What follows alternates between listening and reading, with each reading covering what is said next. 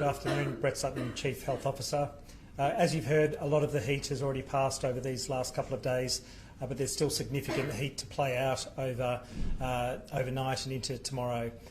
So it's important for everyone to recognise that heat illness can still occur, even overnight, without exertion, lying in bed. People's core body temperature can still increase if the temperatures inside their home are significant. So bear in mind that people may have a heat kind of hangover tomorrow with headache and fatigue, or even heat cramps or heat exhaustion with racing heart, sweating, lightheadedness and fatigue. If you're concerned about anyone, call Nurse on Call, see a GP. If anyone is severely unwell, obviously call 000 and get assistance.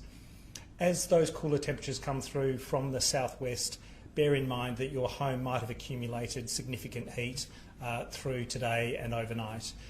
When it's cooler outside than it is inside, it's obviously sensible to open doors and windows, bearing in mind what smoke might be present locally, but just to allow the heat that's accumulated in your home to dissipate so that you can have a cooler place to stay. But within your home, dress lightly, drink plenty of water.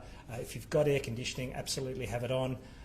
Otherwise, a fan, wetting your skin and allowing the wind to blow the water off your skin to cool down are all sensible ideas. Thank you. Thank you. We're now happy to take any questions. Are there any heat-related deaths at all, or is it more injuries? Fortunately, we've had no significant signals from Ambulance Victoria or hospital presentations that would indicate a really significant impact from heat, but it's very difficult to know in real time. Sometimes we only know as we assess a season after the fact, but those messages have to be there regardless.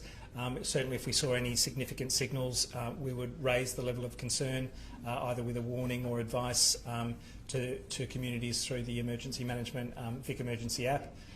But we haven't seen anything to indicate a really significant impact today. I think people are heeding the message, and that's very encouraging. The air quality is fairly low. Can you just talk us through the risk to health there and whether there is one? Yeah, smoke is never good for you, and there's no safe level. So we really say to everyone, minimise your exposure to smoke. If you possibly can, get away from it. That might mean sheltering indoors, keeping doors and windows closed. But otherwise, if you've got an opportunity to leave an area that's heavily impacted, then do so. For people with particular lung conditions, asthma included, follow your asthma plan, make sure you take your medication. If you're experiencing significant shortness of breath, chest pain, tightness, wheeze, then make sure you get medical attention and look after yourself.